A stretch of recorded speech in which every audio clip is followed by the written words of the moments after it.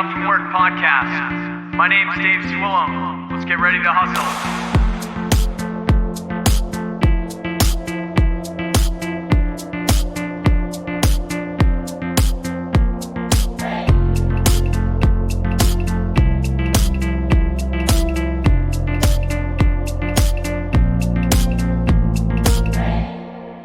Hey, and welcome back, guys and gals, to the Waking Up From Work podcast. You're listening to episode 61 today. We're coming back off of a week break, and it still feels weird kind of putting this one out there, but we had to make sure that we were keeping connected with you guys through the time. So last week we took the week off to kind of give some radio waves and some space back to people that really need a voice right now. And honestly, just didn't have anything to say that week when this started going down. There's a lot more in front of us of what needs to happen right now, but first weekend, I just needed some time to even just go hang out myself and collect my thoughts and figure out what exactly is going on. So tons of love to everyone out there. Hope everyone has been well, and really hope that our country can move forward right now and get what it needs done. So on a note on that, episode 61 today, we are talking with Sean Giovanni from the record shop down in Nashville, Tennessee. And Sean and I linked up really, really kinetically through so many different things that we believe in and kind of processes that I think both of our minds kind of vibe in. So it was a really fun conversation with him. I got a lot out of it. He is the owner of a recording studio, but if you're not an audio person, don't run away. We stayed right in the middle on this one, just like I try to as a creative entrepreneurship podcast.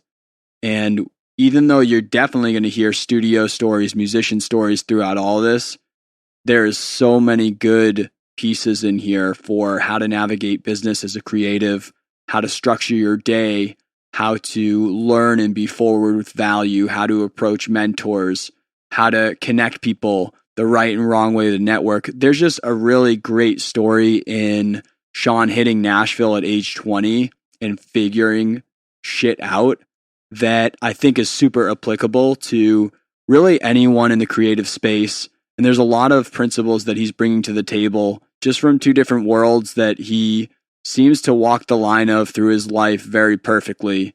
And just lots of good stories in here. He's produced some really big names that I'll shout out right when we start off the episode here. Very down-to-earth guy, super easy and chill to talk to. And at the end, he encourages you to talk to him too. So if you are down for it, you definitely should hit him up. Check out some of his things. Really, really good person. Great conversation here. Welcome to episode 61. Thank you guys for listening. So welcome everyone on Instagram. Welcome people to the Waking Up From Work podcast. You're listening to episode 61 today on the podcast. Today we have on Sean Giovanni, also known as Giovanni, also known as Gio, a record producer, but really a sonic storyteller out of the record shop out of Nashville, Tennessee. Sean speaks at a lot of NAMM conventions and other spaces. I've seen you on like content for gear and equipment and things like that you use. If you don't know some of his work, he's worked with John Legend, Juicy J, Zakk Wylde, Tim McGraw, and I pulled that stuff off of like a NAMM statement. So I'm sure that there's a million artists that you've worked with past that, man, that I haven't mentioned. He's also the co-creator of Mind Map, which is, he's going to explain it better than me, but which is essentially combining some business coaching and some history in the audio business and music business to find a way to really bring forward those two worlds together to help creatives, musicians, artists, and everything in the like to bring the worlds together. And we got linked up from, I think, is it your assistant or like, who is it that Addie is for you? Addie? Yeah, her name's Addie. we got linked up through Addie, Sean, but like when she showed me your stuff and then I kind of just jumped and snooped a little bit on seeing that, I felt like such a connection, man, because I obviously am working as an audio engineer. That's my love and my life, and working with artists to do those things. But also, it's not every day you run into someone else that also is very business forward, very business minded. And I felt both of those two worlds from you. So I was like, this is going to be such a fun conversation to have with this guy, because I feel like we're super akin. Absolutely. Thanks for being I felt on. The same way when we started chatting. I think it's going to be a great conversation. Right on. Welcome, man. Thank you. Do you want to tell, just for people that might not know you, Sean, you want to run people through like what is the record shop? Where did you come from, and what is this stuff in Sean Giovanni? Yeah, well, I am a product of a father who was a big fan of all kinds of different styles of music. And I grew up listening to a lot of different stuff. I went to a lot of concerts. I felt the energy and the impact of music as a soundtrack to different experiences in life, like really early on, and just fell in love with it. And that led me to have an interest in helping other artists create their art as a producer. I moved to Nashville when I was 20 years old, started my career kind of on my own as a freelance person, and worked my way up. And during that time, I was doing a lot of research on freelancing, entrepreneurship, how to build a career in an industry on your own, alternative ways of building a career independently. And through doing that, and through the experience that I had working with artists, I started to formulate this idea of what became the record shop, which is intended to be a production company that helps artists achieve their artistic vision and produce music that will outlast us. And that came from my interest in wanting to be more involved than just pressing buttons and turning knobs, or just making some suggestions on a certain like production technique, or just being a mixing engineer. I really loved every aspect of it, and I really enjoyed collaborating with artists. So that was really the foundation of what ended up becoming the record shop. Today, the record shop's a multimedia production company. I spend most of my time producing records and overseeing project coordination for all types of different multimedia content creation for our clients. Awesome. Yeah. When we talked earlier, there were a lot of things about your early intro into how this happened that hit home for me. First thing that you said, and I think you broke it down even more in our conversation earlier to prep up, was you were talking about when you were 20, you moved out there and you started, seeing this hole in the industry, not so much a hole, but just a difference. And you're like, I can't just move here and work somewhere, because there's not really it's not really that type of industry at that time. And it definitely isn't now. I have to create my own income, create my own living. It's not something that, like many people that are audio engineers are trying to be, or whatever it may be. I think a lot of us have applied to places or interned at places, and we've looked for work. And I think we all know how competitive that is anyway.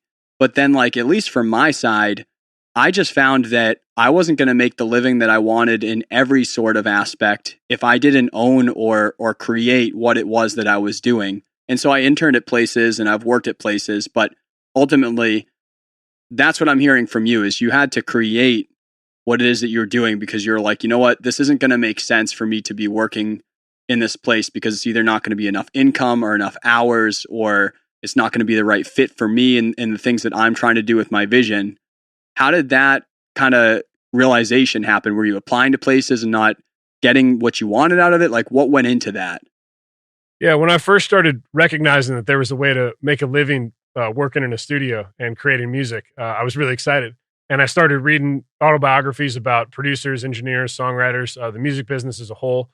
And I was really focused like where I made the decision in high school, but the whole like story really started around middle school.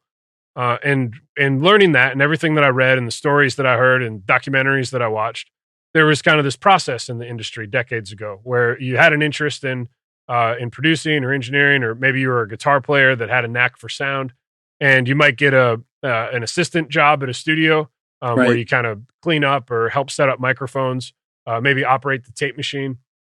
And you would work your way up, slowly but surely you'd get more competent. You might have a second tier artist that would come into the studio and the staff engineer or producer wasn't going to work on it. So they put you on the gig, and then you do a good job. You make a relationship with them, and then you get some clients that come in and they ask for you. Eventually you become, a staff engineer, and then you might graduate to being a producer, and then you go off independently, or a label brings you on as a staff producer. And that was sort of my idea of what I needed to do when I decided to move to Nashville. So my first step was contact every studio in town, contact every producer I could find, every engineer that I could find, and just see if anybody needed an assistant. I figured that's the place to start. And what I found was that I got very few responses, and the responses that I did get were pretty much either, if it was an independent person, they would say, I'm having enough trouble keeping my business going, let alone bringing somebody on. I'd love to help you, but I just can't. Or studios that would offer internships, but they already had relationships with local universities that most of their interns came from. And the school that I went to did not have an internship program. So I ran into a weird scenario where if I wasn't getting college credit for an internship, many of the studios wouldn't hire me as an intern. Interesting. And so that whole idea kind of went right out the window. But eventually, before I moved to Nashville, I finally found that magic opportunity. And there was someone that liked my background and how long I had been after this, and the work that I had done in school. And they thought that I had some really great potential and offered me an opportunity to come to town for an internship. And there was the potential for me to become an assistant engineer if I was able to do a good job as an intern for about a month or so, learn the ropes, and then I could come on as an assistant. So I packed up my truck. I drove to Nashville. I got a lease on an apartment, showed up for work the first day, and found out that that internship that was not going to be able to happen because of that issue that I mentioned about the college credit thing. It was the only person that didn't bring it up in the interview. And I just wasn't going to bring it up because I didn't want to, ruffle any feathers. And I thought, well, maybe they're thinking creatively about how they can bring me on. And we weren't able to work it out, unfortunately. However, that person became a great mentor for me, and really was one of the reasons that I probably stuck around Nashville as long as I did until things started picking up, because he gave me the hope that, hey, look, you took the initiative to pick up everything and move out here on your own, not knowing a single person for a small opportunity. There's plenty of opportunity in this town. You just got to get to work. And he gave me some good inspiration, and he was always willing to take a phone call or meet for lunch to give me some advice and help me recognize that there was a way to do it. It was just different than what I thought. Right. And so I learned that the new music industry was going to be very much freelance focused. And that's when I set out to start to find my own clients and, build my own client base on my own rather than relying on someone else for it. I love that. Yeah. I think that the new industry is very much exactly what you just said, where it's not like there isn't work. It's not like you can't pursue this life and this living. It's just, it has to be done in a different way. And it's much less linear from what I've seen. It's not so much as like before you said, this is the path, right? This is what we've known as the path is, you do follow this internship, you follow these steps.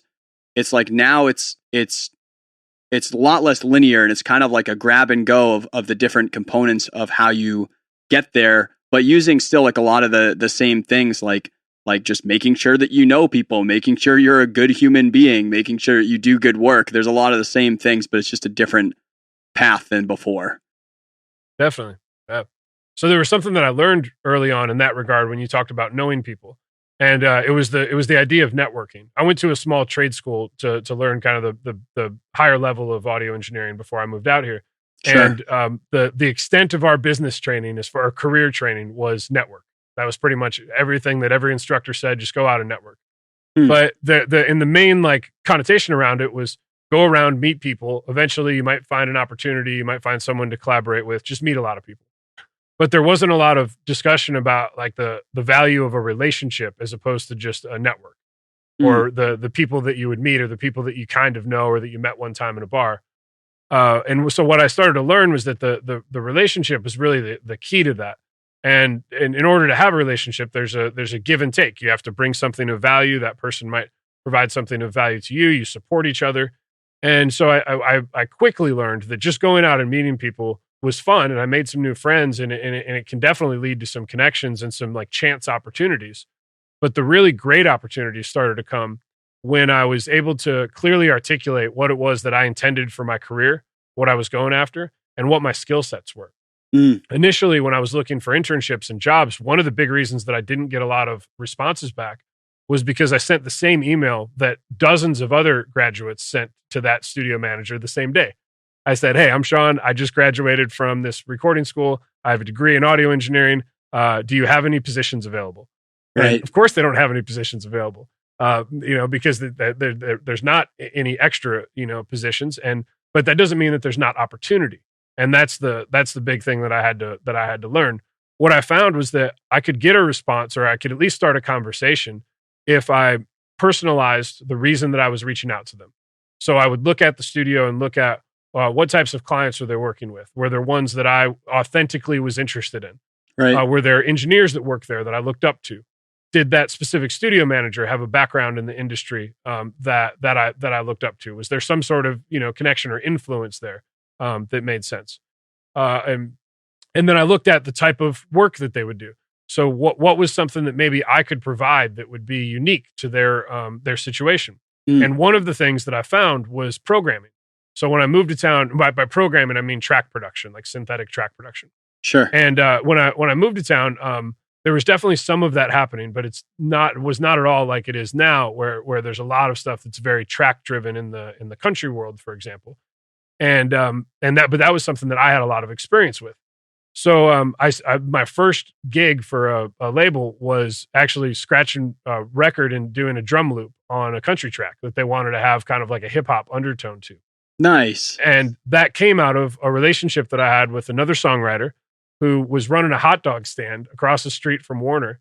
And there was a label guy that was coming out of his office, and he got a hot dog from the guy. And he said, hey, you're kind of, you got your ear to the street around here. Do you know any DJs that could scratch and like add some beats to a track? And he goes, yeah, my buddy Gio. He's got an apartment 2 blocks down the road. He's got all his stuff set up there. I had this little apartment on McGraw with a little makeshift studio set up in it. And he said, yeah, man, here's his number. Give him a call. So I get this random call, and he says, hey, we got this track. This is what we're looking for. And I was like, I'm the man for the job. I can do it for you. He walked down the street, handed me the hard drive. I worked on the track for a couple hours. Brought it back over to their office. They checked it out. They loved it. And it ended up being a song that did pretty well on radio. So that all came from that. That started to help me recognize this importance of like finding a niche or a specialty. Yeah. So then I completely transformed the way that my messages and my phone calls and my interactions were with people. I started focusing on the things that were unique to me. I started talking more about like my passions and less about like, hey, do you have a job? And started learning more about the things that other people might need that I could be of service to. And the second experience that I had that was similar to that was in Pro Tools operation. So for me, like I started recording when I was in middle school, and everything was all analog for me. I had a little 4-track cassette recorder. I had a couple turntables. I had a drum machine, a keyboard. I would make little tracks. I would bring my buddies over that play guitar, and we would record very makeshift, demos and stuff. Sure. And so when I went to college, I was introduced to digital recording for the first time, which was super cool.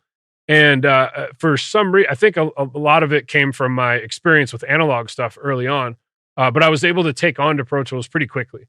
And I tested out of like the Pro Tools certification stuff and went through the course pretty quickly. I started working for one of my instructors as a Pro Tools operator.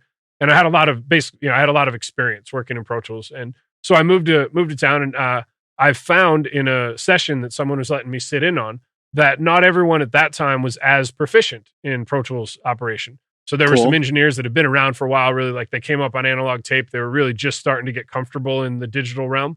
And I was feeling really good in that space. So there was one particular session I was sitting in on, and there was a manager in the back of the room. The engineer was there that was letting me sit in on with him, and he wanted to take a coffee break. So he said, hey, can you fly around this chorus, which is where you take one chorus and copy and paste it to another section of the song, and do a little edit on this vocal.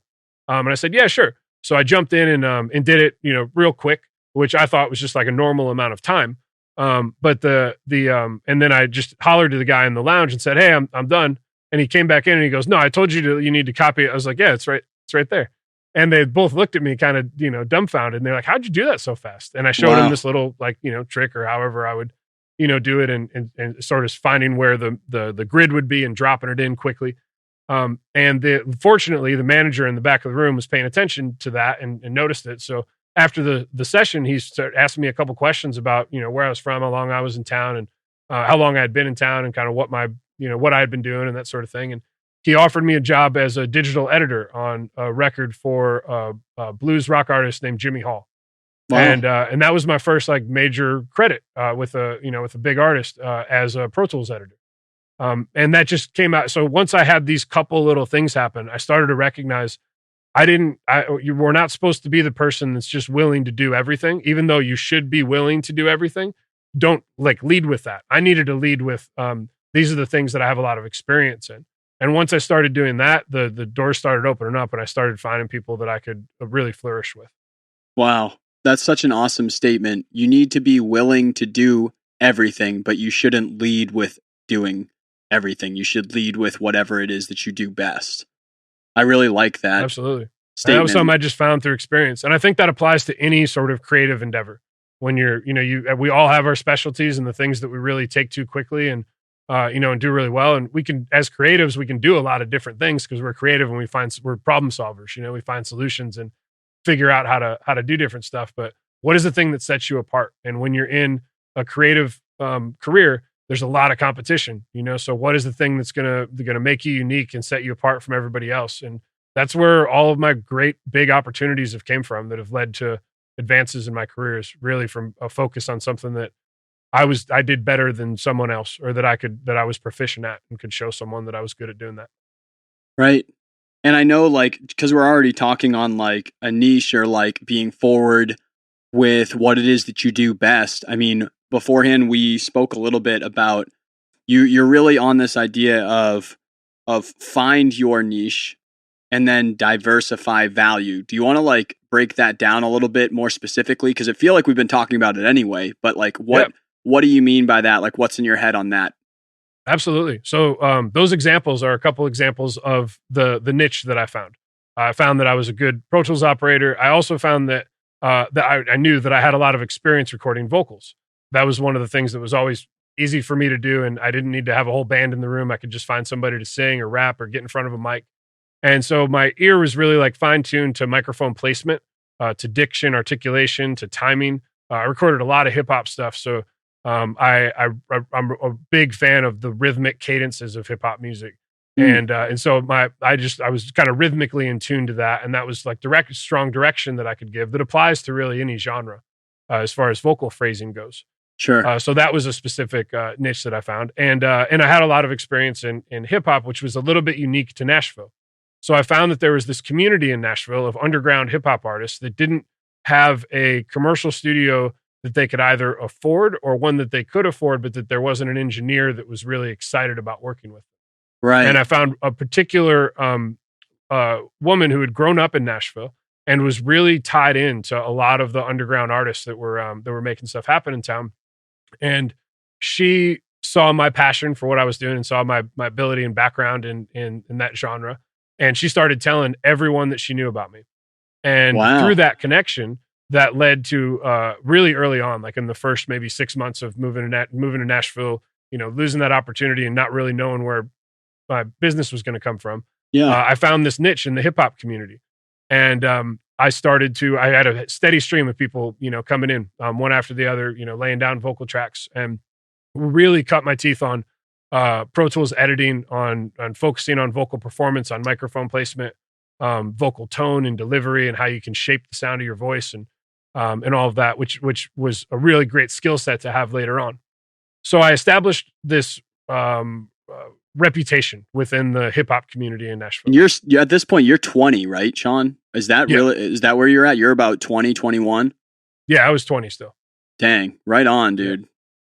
Yeah, so I was really fortunate, to fall into that, but I mean, it was intentional. I went out and I looked for the things that I could connect with, and that I could, maybe be better than someone else, or be really proficient at. Yeah, absolutely. So the idea of diversifying, what happened is that I was working with these artists. I was really passionate about what we were creating, but I started to learn that there wasn't a lot of support for live music for hip hop shows. There's countless writers' nights and showcases, and there's rock venues, but there wasn't really hip hop venues. and there weren't a lot of venues that were hosting like hip hop nights.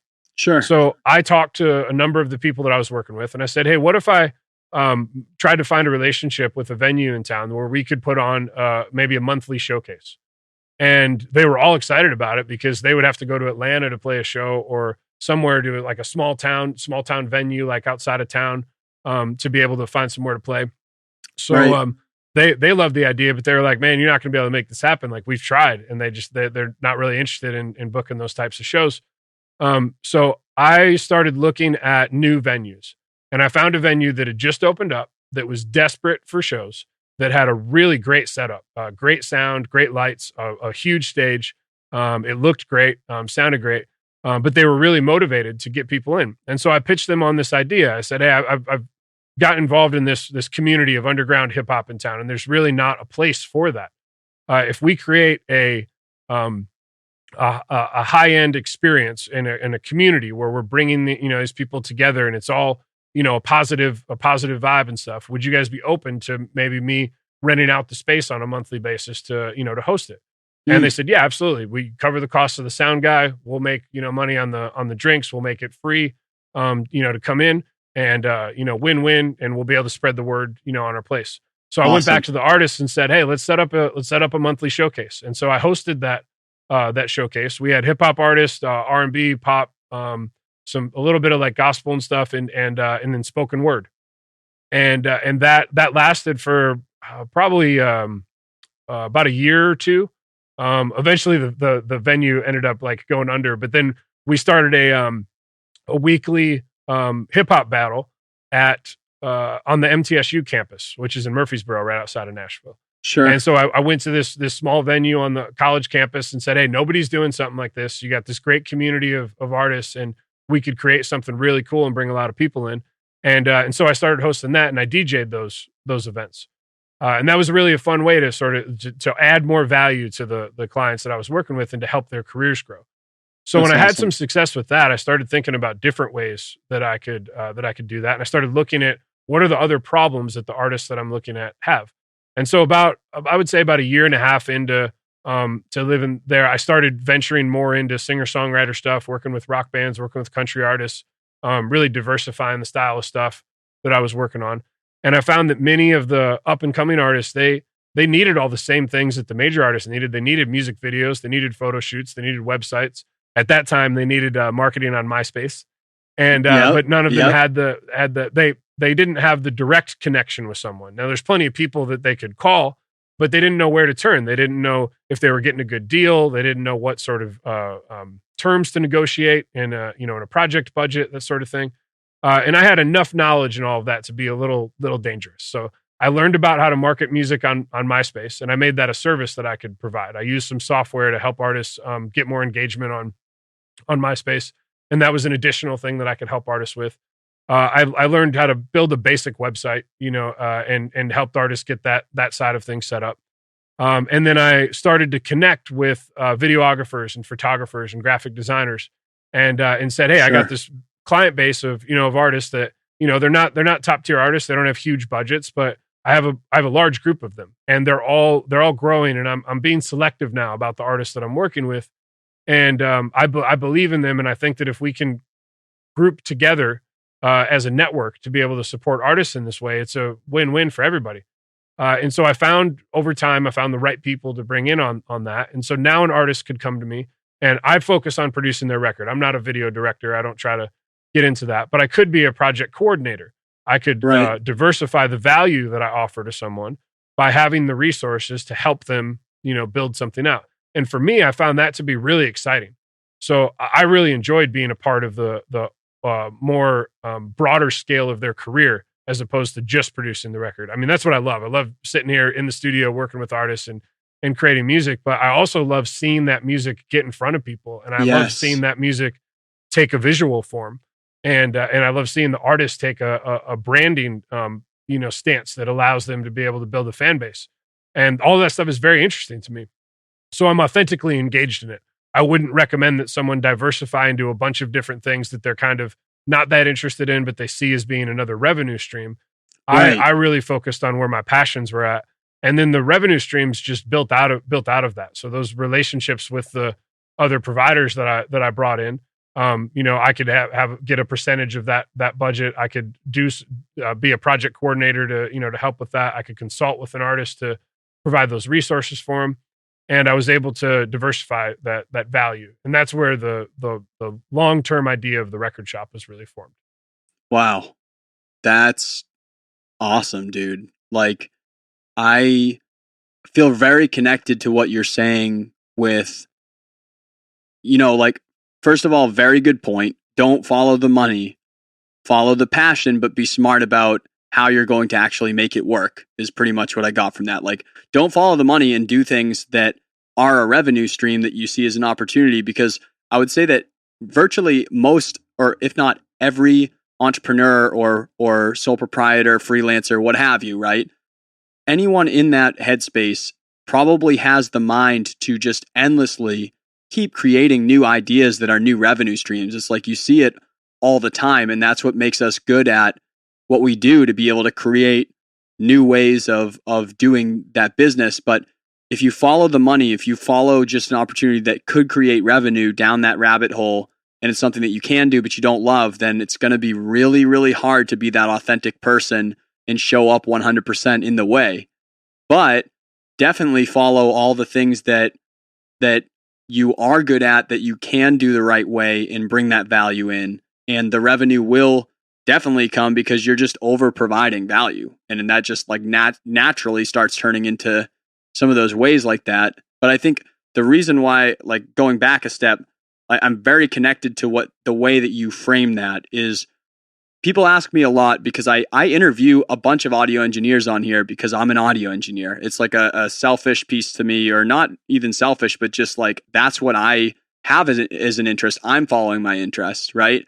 So I interview a ton of engineers on this podcast, but people will ask me, why don't you just make this like an audio engineer podcast? Or why don't you make it like a recording studio interview podcast? The reason is because I also am in love with a lot of those aspects. I love real estate, and I love business, and I love helping creatives, just like you're saying, where like no doubt in my mind that one of my most peaceful, zen, like at home places in the world is in the studio with an artist. Like I just get fueled, or on stage as an artist myself performing for people. I'm just on fire, fueled when I'm in those situations, and that's the end goal and thing I want to do 100% of the time. But I feel so much of that also when I get to go out and see that artist performing and people buying their things, see that artist come from the town and then go on tour, see that artist go out and do that music video that hits X amount of views. Or I love being I feel like I've planted enough into it at that point that I'm 100% in their project and committed into their success as an artist, as a creator. And I keep this podcast as like a creative entrepreneur, creative living, so that way I don't want to be tied down to just that way of thinking, because I really see that there's opportunity and different aspects that I enjoy and that I can support in.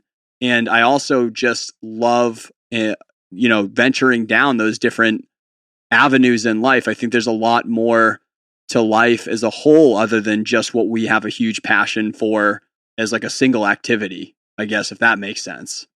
Yeah, absolutely. I think the one thing that one of my mentors talks about a lot is to chase impact, and then the money will follow you.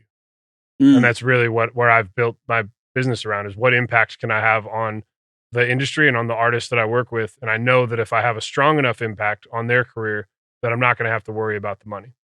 Wow. And that's come true, over and over again.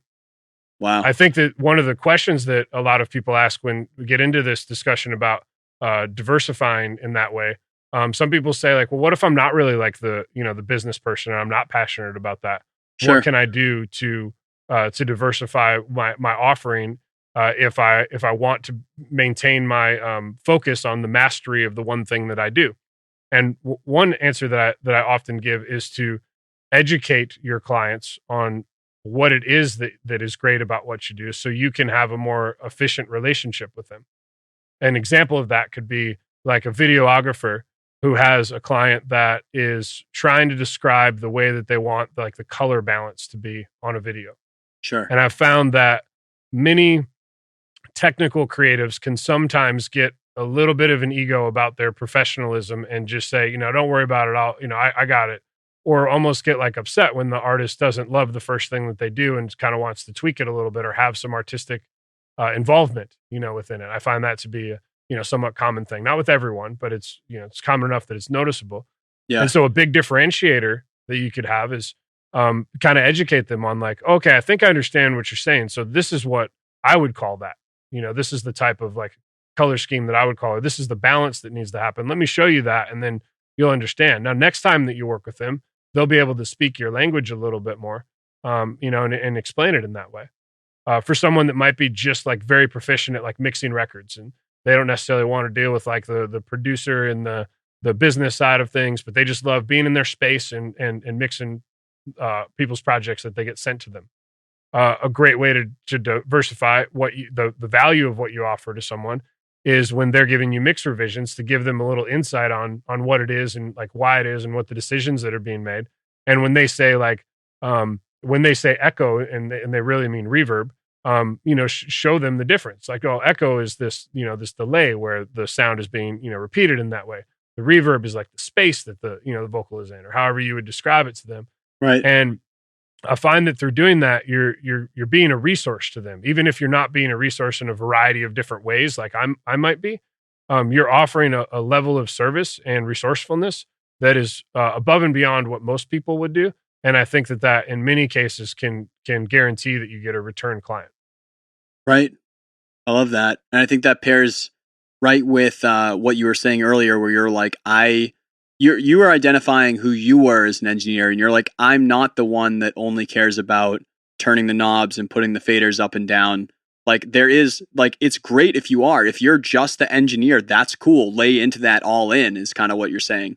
If you're not only, in on that, but like I imagine that you're probably not only in on that because you also have this, these ways that you want to touch and make impact on business, and you're kind of trying to mesh between the worlds in that way. But it's like you need to know what type of person you are in that creative space and then just lean in on what that is instead of trying to, I don't know, you got to explain why it is that you are doing what you're doing, but also like you need to know who you are too. You need to know what type of person you want to be in that role. Yeah, absolutely. So I guess like coming off of this, I want to talk about maybe mind map a little bit, or just all of this. I'm hearing just this intersection between business and being a creative. And I feel like when you were talking to me earlier, you said that kind of drove to, co-founding that.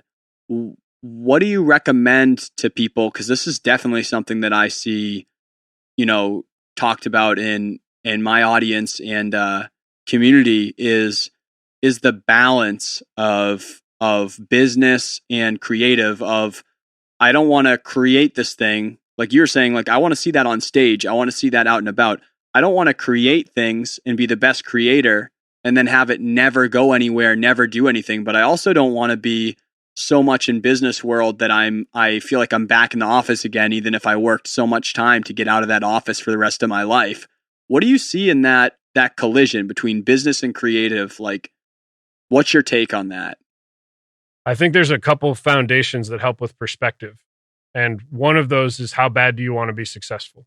And being honest with yourself. Like my level of being successful is like a 15, if it's like 1 to 10, if someone's level is like a 7, then they might have a certain level of, of career, trajectory, but there's probably going to be a certain bump in the road or a certain like mountain that they're maybe not going to be worth it to them to climb. And that's okay. There's nothing wrong with that. If someone's like a 5, there's a different approach. So I think first, like knowing how bad do you want to be successful, but also knowing what you mean by being successful. And I think a really great barometer for success is some tangible goals, and very specific goals, which I've found in a lot of my research and reading about the most successful people in history, is that they had and set out to have very specific, tangible goals. So, starting with that idea of, of having the goals, and then knowing, and what that means for you for success. And then how bad do you want it? So how hard are you going to work, and what level of adversity are you willing to overcome in order to go after it? And then the recognition that in order for you to be an artist for a living, you have to make money in some way, to be able to finance that. And a lot of artists want the lifestyle of being able to have the freedom of creativity, but without the work ethic of being resilient to work harder than the next person. Right. So it's a little bit of a foundation of perspective on on what you want and what your goals are. Then finding the balance is a very challenging thing, and I think that it's different for everyone. There's a few things that I've looked at that can help with looking at business as a creative aspect. The first thing that I start with a lot of people is when someone asks you what you do, what is your answer? Wow. And I think it's really important to have an answer of, technically what you do, but in a unique way of what makes what you do special. And that's where I came up with the term sonic storyteller. Right. Instead of telling people I'm a producer and engineer and I own a production company and I manage some projects and we do some video and we do some live recording. I also do mixing and I program tracks and make beats and, all of that. You go down this laundry list and people's eyes roll back in their head. And when I would meet someone early on in my career for the first time, that's kind of like how the conversation would go. And I was saying all that because I do all of that. And I thought that I needed to kind of tell them everything that I do, hoping that one of those things would be something that they might need. Sure. But then I recognized that doesn't set me apart. It just makes me look like I'm just trying to do a bunch of different things. So what I found is I started to think about what are some of the things that are unique about my approach. I love arrangements and production that takes the listener on a journey. I love songs that have a purpose and a narrative. It doesn't necessarily need to be a storytelling song, but it tells a story in some way, whether that's going out and partying or whether that's a really in-depth, philosophical idea or emotion. And then the other thing that I really gained from my childhood was learning about how orchestral instruments used to be used to create a narrative in old recordings, where they would tell a story through using orchestral instruments to be characters or sound effects. Right. With no vocals. Literally the instrument, the motif, whatever it may be, is everything. Yeah. It's all the action, it's the visual, and then it's your imagination to put yourself in that place. And I think that's beautiful.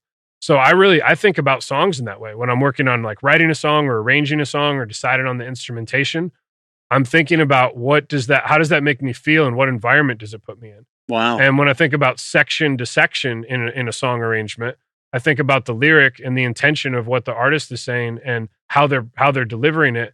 And I want to think about, what sort of sound and instrument and what sort of chord voicing and register harmonically is going to bring across that feeling that the artist is singing about. Right. And so that's just me. I'm very visual with music. And I there's so many songs that take me to so many different moments in my life. And I think everybody has that experience. So in thinking about how to create impactful music, it needs to be universal. It needs to connect. And so my thought process just naturally, it wasn't an intentional thing, but it just naturally fell into this idea of storytelling. And I didn't recognize that on my own. There was actually someone that I was meeting with once that asked me to play a bunch of different stuff for them. And they asked me the question, what would you say your style is? And that's a really hard question for me to answer because I work with all kinds of different artists, ranging the gamut of genres. And, right. And so I didn't have a great answer. I was like, well, I really like working with artists whose music I believe in and that I connect with artistically. And I feel like that's a little unique, but it's still kind of vague, And she said, you know what I hear? I hear that you really like moments in songs. And I translated that into my love of dynamics. When I was a kid, I always loved when songs would break down and there'd be a certain section where it would just be drums and vocals or something, or there'd be this moment that would just be this dramatic, change of scenery. Yeah. And then I started thinking about like why that impacted me, and then thought about my visual insight to music.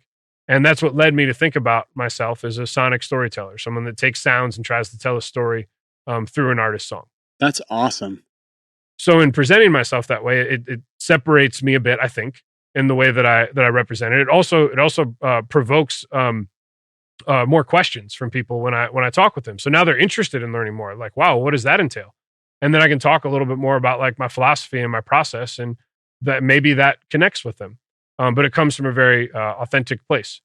The other big part of my, I guess, what defines me as a producer is my belief in serving the artist's vision. And that's something that we hear about like a lot more, I think now. There's a lot more of this collaborative kind of like effort, but I know like early on, a lot of the stories that I would hear would be, artist comes in and producer says, this is your sound and this is what, you're supposed to do because I know what I'm doing, Yeah. and they just kind of follow their lead. So like, well, they're the professional. So they, go after it. And I think in some cases there's a case to be made for that approach with certain artists and certain projects. So there's never a one size fits all thing to anything that I say. That's my disclaimer. But in my experience, I really got a lot of passion out of that collaborative process and looking at the artist's vision and then getting creative as a problem solver and saying, okay, how do we take this idea that they have and then look at like the trends within the market and the current sounds that are happening and the stuff that's kind of new, and how do we create something new but still make it kind of sound familiar and then unique to the artist? And that's always the really fun like puzzle for me. So I focused on the artist's vision. And then I found a quote that really hit home with me about the impact that I wanted to have in my career in the music industry. It's by a philosopher named William James. And he wrote that the best use of life is to use it for something that will outlast it. And I think that's one of the most beautiful things about what we have the privilege to do as creatives, is that we can take an idea or a thought or a concept and then build something tangible ourselves or with the collaborative process of a team, regardless of whether you're a producer or a business card designer. You can take an idea and a concept and bring it to life in a tangible form. And so that's where my mission as a producer and the mission of the record shop formulated into a company that seeks out to help artists achieve their artistic vision and create art that outlasts us. So I learned that within like one sentence, I could tell people what I am and why I do it in a impactful way that is very authentic, that I don't personally think is cliche because it comes from a very personal place, and it's very clear, and it leads to more questions. So when we think about how we take business and get creative with it and find that intersection, that's a big starting point for me when I talk to artists. I ask them, what do you say when someone asks you what you do? If someone's a songwriter, if someone's a graphic designer, someone's a videographer, they sort of have the terms of what they do.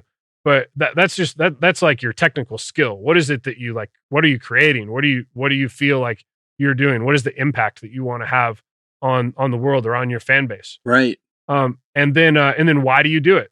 There's the most common thing that I get when I ask artists that is they say, well, I want to be able to have my music connect with people. And that's great. That's a very, powerful thing. We want music to connect. But why do we want it to connect? How do we want it to connect? What impact will it have? So recently I was working with an artist and we started with that sort of idea. I like to create music, and I want to create music that people can connect with, was basically her initial like statement of what it is that she does. Right. And so we dove in a little bit deeper in that. And after brainstorming, I don't remember the exact like word for word thing, but the idea was that she wanted to create music that would empower people to connect and heal. So we had a specific way, and we found the word empower to be a really special word. We wanted to find a word that would make a statement and be impactful and be strong, but not vulnerable. And then have the ability of like, what is the action that will happen with that? And so with that, now she has a great Instagram tag. She has a motto on her website. She has a way of describing the impact that she wants to have with her music. And it doesn't need to be that serious. It can be something funny. It can have something. There was a email signature that I saw today from a business consultant that says, I want to work on cool projects with cool people. And that excited me.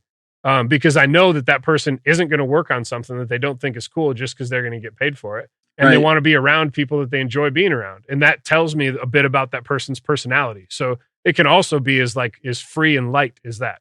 Cool. And so I think that's a starting point. Now, once you have like your goals, what you look at success is, how bad you want it, and then what you do and why you do it, then you can start to take that foundation and apply it to everything that you do. Whenever you're in a session, you're writing a song, whenever you're recording, whenever you're on stage, whenever you're talking with a client about a creative idea and coming up with a new project, you can ask yourself, am I living up to to my goals and to the reputation that I want to create for myself? Sure. And so it gives you this sort of foundation to roll back from. And it all came from creativity, because we had to think creatively about how to describe what it is that we do. And we can set ourselves apart through doing that. And so I think that's kind of the foundation of how we start to, bridge that. And then we have to look at how do we take that understanding of it and then apply that to how we, deal with a business. So when we're writing a song and we take that motto that we created, we know that this music is supposed to have that impact. And then the people listening to it know what our intention is. And it's all rooted within that idea, which leads them to hopefully be connected because they have a personal connection to that idea. Rather than just saying, I would like my music to connect with people, we have a specific indication of that. So there's a specific type of person that will connect with it. Right. And then once we have that foundation, then we dig deeper into, practices and exercises and daily routines and rituals that can really help to inspire productivity and creativity and inspiration. Wow. Dude, that was a lot to drop. But I hope it's not too much. I get excited about this stuff. No, I love it, man. I'm usually more of a chatty Cathy, and I'm just like, I kind of just need to let it soak in a little bit, you just said quite a bit in terms of putting those two together. Really, really, I actually took some notes down here of kind of your process for that. And what I love about having that kind of way to break people down, you probably do that with each client you get before you even fully understand who that person is and what they're trying to do. And it's like, not, first and foremost, if they haven't thought that way before, it helps them get really, really clear on what it is that they're about to try to get done. But then it also aligns you to perfect to work on whatever it is that you're trying to do with them, because you know exactly what they're trying to do. All of your interests in what they're doing is in their best interest of trying to achieve that thing. So whenever you're coming from advice from your own background, it's always trying to back that one thing. And then you're working on the back half to make sure, okay, now that we've worked to achieve making this piece of creativity, how are we using our tools to make sure that it now comes across to the audience in that way as well? Because that's a total different animal to tackle. Is now we've worked and we've created this product to do this thing that you said to do. Now we need to make sure that people understand and believe that that is doing that thing, and what can we do in processes to put that across. Right? Yeah, absolutely. Yeah. Sure. And I think that it can get creative that way, and some people may feel on the surface that, well, that's not as innocent as my just passion for doing what I love doing. Yeah. And it takes, but we just have to switch our perspective a little bit. If I told someone, if you go through this process and you're able to, articulate that, and then it flows into your creativity and you can connect with more people, is that worth it? I would think most people would feel like it is. And I've seen time and time again that type of approach and thought process is definitely a valuable way to help build a career in any aspect of creative industries. Sure.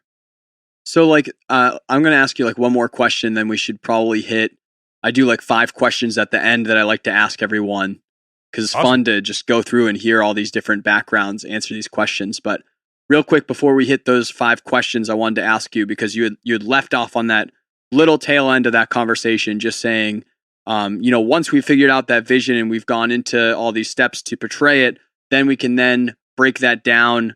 Earlier you talked goals and attainable goals. You also talked about how we break that down in some type of, way of being throughout the day. What types of things do you kind of go into for time management and for, forming a plan like that for someone throughout the day to implicate something like that? Over the years, I've formulated a bit of a system for that to try to find the balance between structure and freedom for creativity. Right. You need both. Absolutely. 100%. But structure isn't always a bad thing. And I think as I explain how this works, you kind of see, at least for me, how it's allowed me to become more present and less reactive and more in the moment. Nice. So the starting point goes all the way back to those goals. I look at what my long-term goals are, and then I look at the actionable things that I can do on a consistent basis that are going to move me towards those goals. I write down a list of those things underneath those goals, and I have a little thing on my calendar that I'm always adding to those. So anytime I come up with I should try to find a way to talk to this person. I should research this thing. I should learn about this new technology. Whatever it is, I put it on this little list, and that list just keeps growing, and then it gets smaller, and then it grows. Is that digital or paper, Sean? For me, it's digital. I think everyone has their own opinion. Some people have just like a written calendar. They really like the idea of crossing stuff off. Yeah, that's my wife's thing. She loves the whiteout. I'm like, you could just delete it on your computer, but she wants to white it out and then write over it and then cross it off. Nice, it's so cute. But I just like it all being there. I also like how I can access it on any device that I'm in. So regardless of which studio I'm in, I can pull it up on any one of my systems. Everything is right there, and I can take a look at it. I can update things on my phone, my laptop, any of the computers in the facility, anytime. So cool. For me, that's what I use iCal because it connects to all my Apple devices. But awesome. The specific calendar doesn't matter as much as just having the calendar. So we have the list of long-term goals. We have the short-term actionable items that we can do on a consistent basis to move towards those goals. And then I had to make a commitment to myself on what my working hours were going to be.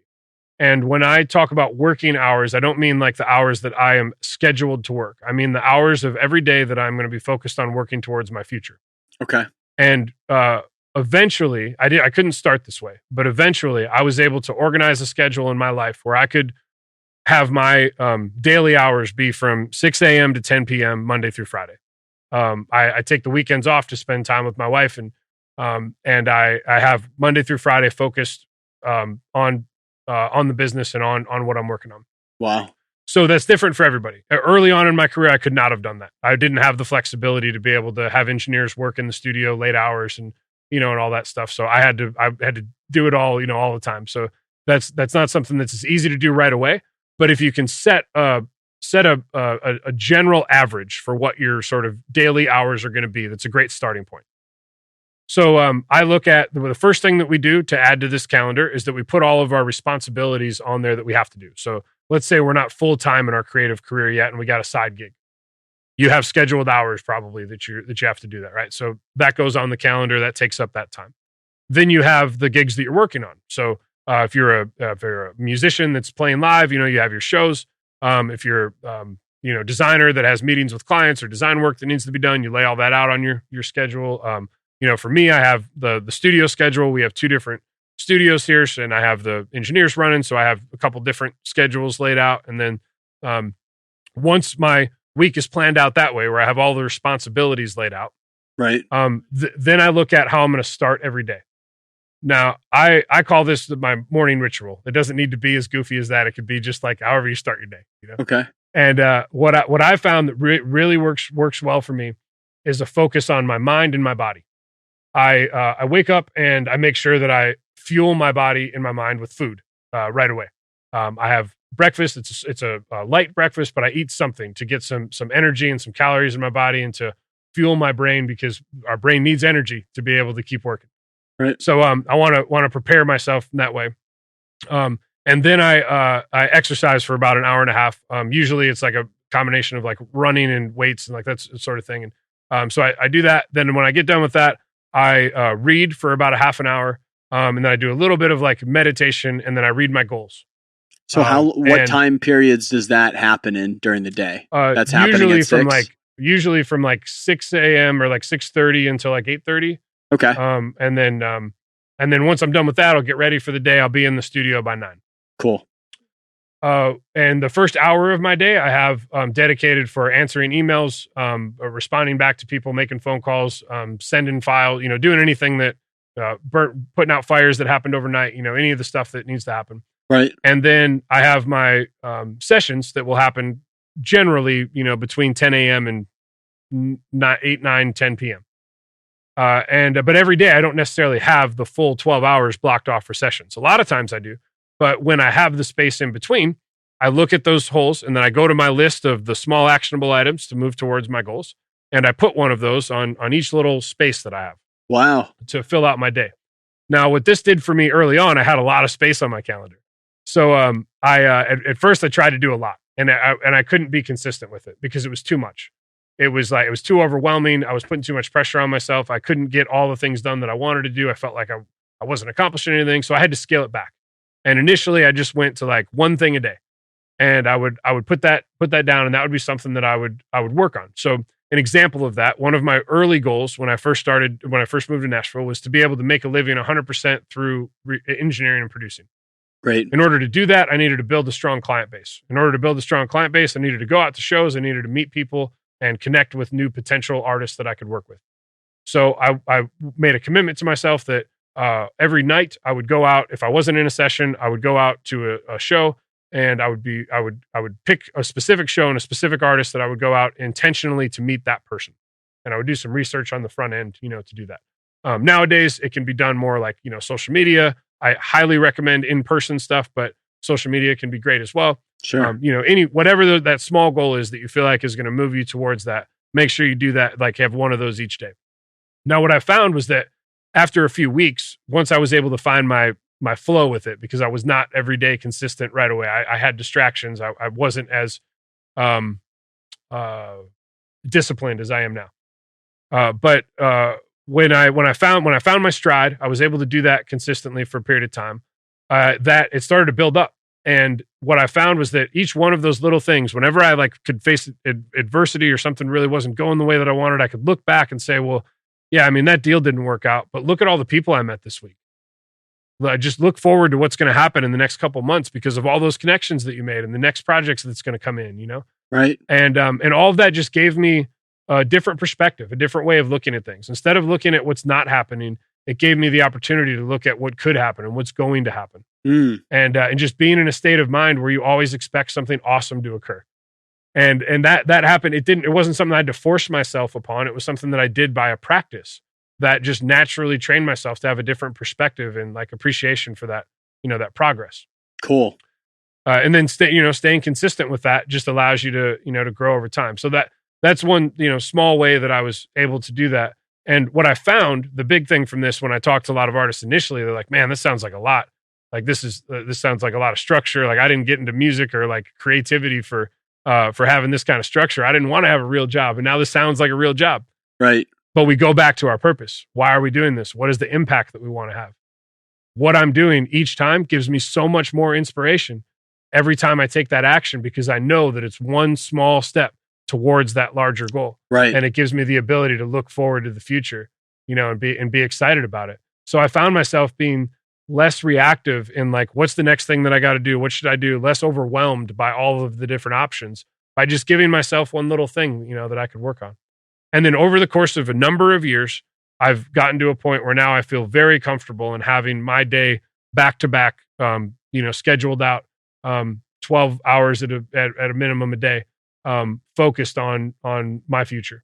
And I get super excited and amped up. And I don't need caffeine or anything to be able to keep me moving. It's just my passion for what I'm going after and the fulfillment that I get from doing it. Wow. So that's one of the things that has worked really well for me and is helped a lot of artists out when they can make the commitment to doing it.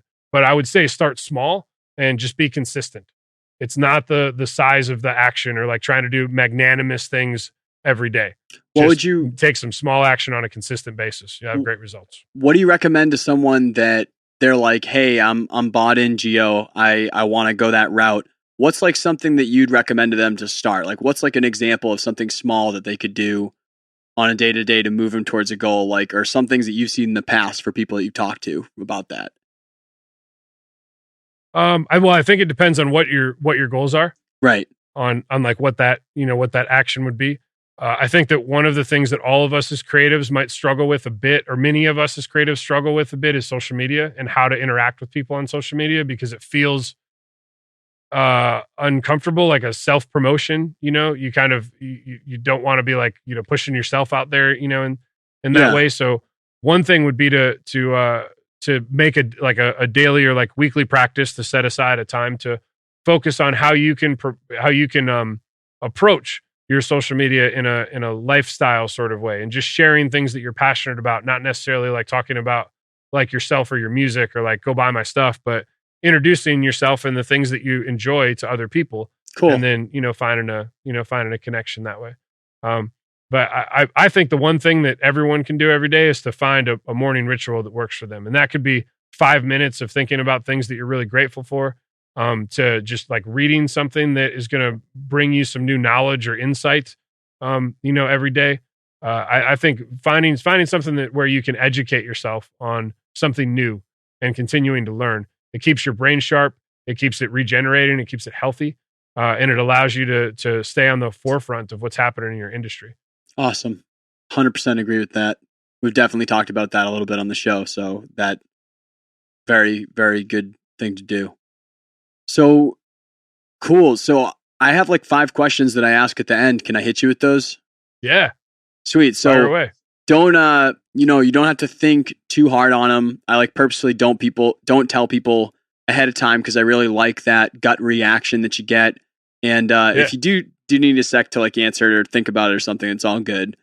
But first one, I always kind of get throughout the podcast, but I like hearing it pointed like this, where I ask, with what you're doing right now, Gio, in terms of working with these artists and working with these creatives and what you're doing, why is it that you chose to do, you moved when you were 20, you face all these adversities.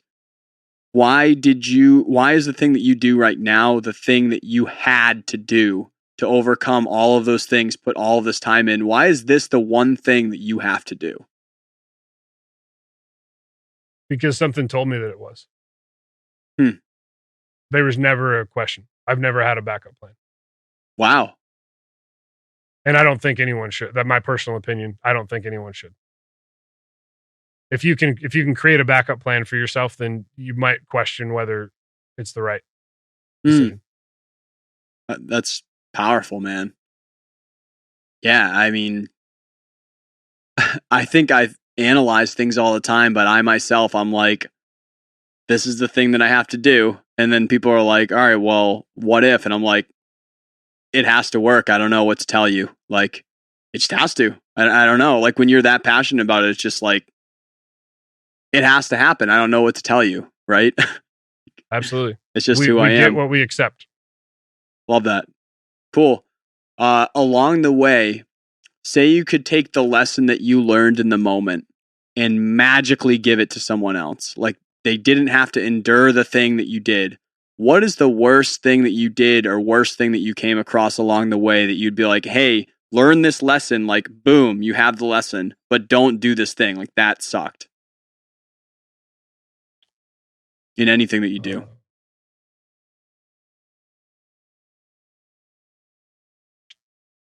That's a really good question.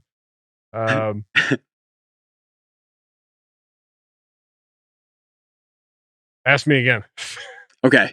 So along the way, you have this magic that you're able to take the lesson that you learned from the shitty thing that happened and just give it to someone. They automatically, boom, have sucked in that lesson the way that you have. What would you tell someone that they shouldn't do? Like, don't do this thing because it was awful, but still gain this lesson along the way. Like, here's some advice for like, don't do this thing, even though I really still want you to learn this lesson. So like, I might tell someone that they need to touch the top of a burner of a stove to truly never touch that thing again, right? But it doesn't mean that I want them to. If I could magically make them understand how awful that is to touch the burner, what would you say is like the worst thing? Don't do this thing, but definitely learn the lesson.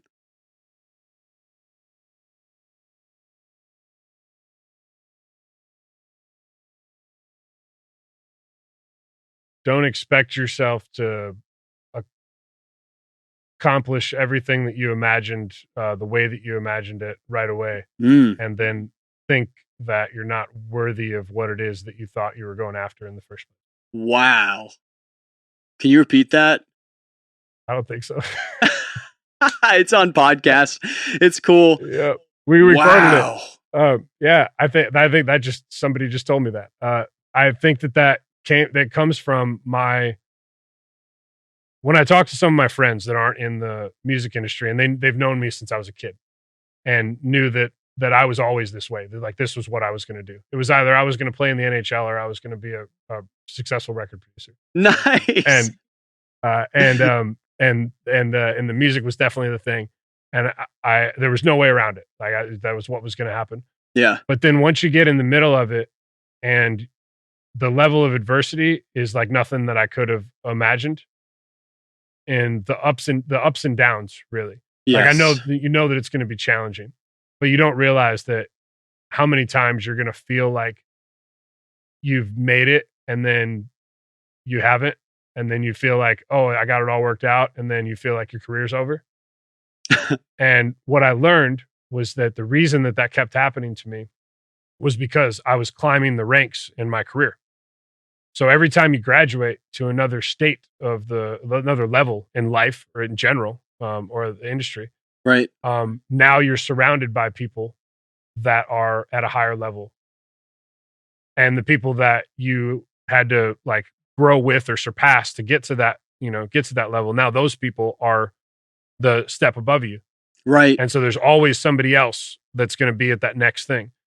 So I would get to these milestones that I thought was like the milestone, but then you see, now that I'm here, I see this level that I can get to.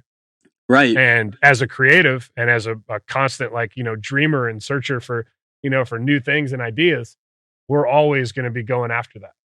Right. It's like, so I had to learn to not get down on myself for what wasn't happening the way that I thought it was, because it's all happening the way that it's supposed to, and it's all going to continue to happen. What's great is that we get to live in the moment and do it. And that's what I had to start to learn. That's awesome. Yeah. It's like you're like a pro hiker, and you see this one mountain that you target, and you're like, I'm going to climb to the top of that mountain. But then when you climb to the top of the mountain, you can see, because now you're at that vantage point, there's other mountains in the landscape, and you're like, shit, those are way taller, like 1,000 or 2,000 higher than what I was at.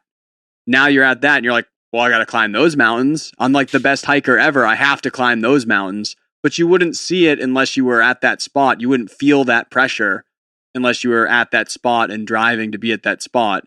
So it's like you can always continually keep getting better, and that's awesome if you're that type of person. But you can't not enjoy the process of doing it. What was the sense of doing the hike if you don't like hiking? If you like hiking that much that you're going to hike to the top and then see that, then you need to enjoy the hike other Absolutely. than just finding the other spots that you can hike at and beat it. It's kind of like a silly analogy, but that's like what that made me think of, is like you get to that spot and you're like supposed to take the breath and like breathe and be like, I can't believe I just did this. But like so many amazing people that I meet that are that good at what they do, they never do that, because they get to that spot, instead of going like I can't believe I made this. They're just like, look at all these people that I'm now in a club with that are so much better than me. I have to beat them. And it's like that competitive spirit in those people, it really makes them ridiculously good at what they do. That's what makes amazing people, but you have to enjoy it, because you're talking about earlier creating things that outlast yourself.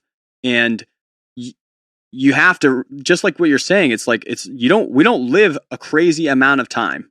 So you need to enjoy all of the amount of time that you're living doing these things.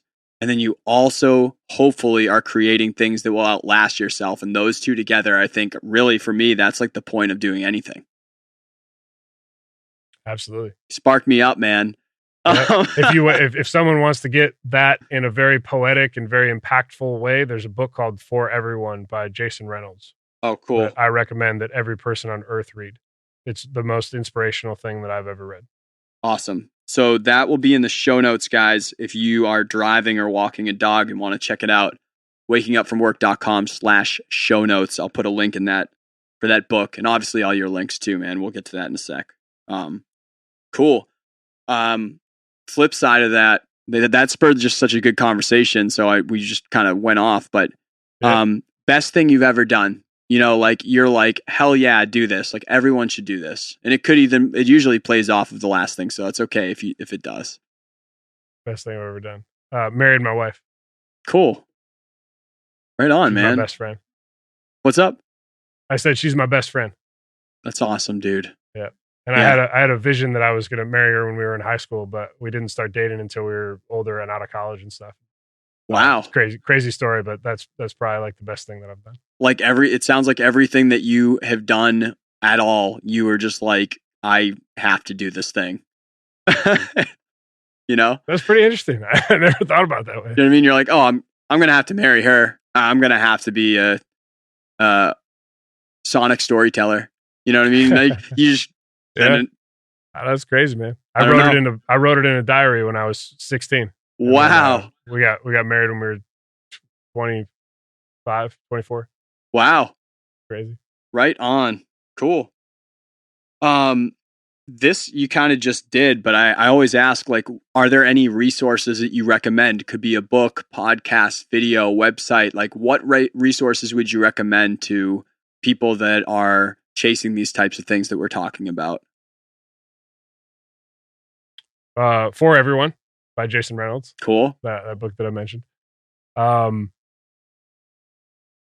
I read nonstop, so like I could just give you like a whole library of stuff. Top 3. The War of Art. I've heard that one. Is an incredible book. War of Art. I really like Think and Grow Rich by Napoleon Hill. It's an old school book. But he was the grandfather of self-development, and any speaker that you hear that speaks about, you know, personal growth and development and stuff, they got it from somebody that got it from Napoleon Hill. Kind of all came from the research that he did when he was working for Rockefeller. Wow. In like the 20s and stuff. And he spent 25 years researching the most successful people on earth, and then encompassing this book or this process for financial success and, you know, and wealth, as well as impact and purpose. Sure. Which I think is great. It's a book that I read like every couple of years. Awesome. As far as listening stuff, there is a playlist on Spotify called Fearless Motivation that I like a lot. It might be a little aggressive or like over the top for some people, but if you like motivational speakers and like cinematic music and really cool energy and something to like lift up your day, I would highly recommend that. Cool. And there's a bunch of speakers that I love, like Eric Thomas and Les Brown are two of my favorites. Cool. Thank you. Last one is the easiest, Sean. I'm not going to ruin your day on this one. Is just, where do people find you if they want to check out the record shop, they want to check out Mind Map or anything they're up to? Where do people keep up with you and check out your stuff if they want to come hang out? The Record Shop Nashville is our website. recordshopnashville.com is our website. And social media is the Record Shop. And then on Instagram, the Record Shop Studios. Cool. And our program for finding your own personal intersection between art and commerce is at mindmaptribe.com. And if you want to get in touch with me, you can go to my website, our website, email me there, and I will respond to every email that I get. I know how challenging it was when I was looking for, and as I still look for, direction and mentorship in my career path. And I've made a commitment to myself to respond to anyone that reaches out with with a message or is in look for help or advice. I'm more than happy to share what I can to try to help. And if someone's passionate about finding a career in any sort of like creative endeavor, I know how great it feels to find fulfillment in doing something that you love for a living. And that's what I love helping people with the most. Awesome. Cool. Yeah, guys, definitely go check it out. I've been poking around some of your sites, Sean, but I'm going to jump in full force this week after we talked, because now it's really cool I always love dipping in a little bit just so I understand people enough to to really talk on here, but then I don't like going all the way in till I get to know a person like this. And now it's really cool to go into a site and see some of the things more. So I'll jump in on some of those. All right, guys, that's going to do it for episode 61 of the Waking Up From Work podcast. Hope you got some goodies out of that. Definitely go hit up Sean if you want to talk with him and check out what he's up to. If you want to check out the books and resources he recommended, I've included those in the show notes below or at wakingupfromwork.com/show notes. Go ahead and check those out. If you want to check out these episodes live, we go live every Thursday night at Dave Wake Up on Instagram, 7:30 p.m. Eastern. You can ask us questions. You can chat with our guests. It's a lot of fun. Anyone that's been on there right now, we really enjoy having you. So thank you so much for hanging with us on there. Anyone that is listening right here, we enjoy and thank you on here just as much. So thank you guys for listening to the podcast. I know that when this is coming out, we're still in some crazy times, and I wish nothing but good vibes and health and safety to everyone in our community and just everyone in general. But recently had the opportunity to be on the Creative Guts podcast. So that was a lot of fun hanging out with Sarah and Laura on there, talking about crawl space audio and Broadwing and this podcast with them and their creative community. And I was so pumped up talking with them that I invited them onto here. So next 2 episodes, I actually broke them up because I wanted the chance to take in who they were from our audience and questioning and discussion aspect separate from who they are on their podcast that they host together. So this next episode, 62, you're going to check out Laura. And then the episode after that, you will get to hear from Sarah, both of them from the Creative Guts podcast. Go ahead and check them out ahead of time if you want. If not, we're going to be chatting with them the next couple of weeks. All right. Tons of love to you guys. Thank you for listening. Cheers.